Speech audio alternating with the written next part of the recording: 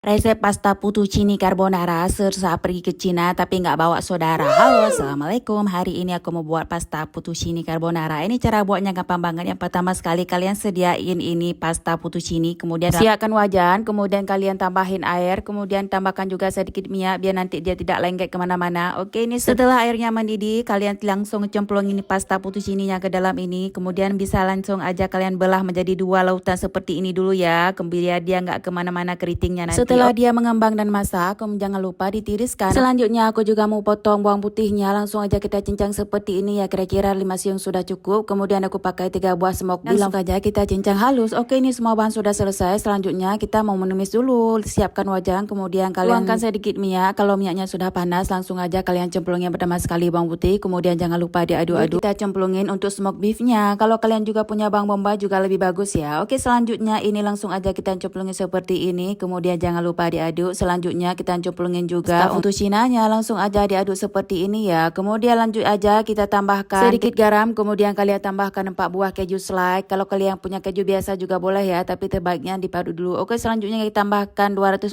ml susu cair, kemudian seperti ini ya. Lanjut kita aduk sebentar.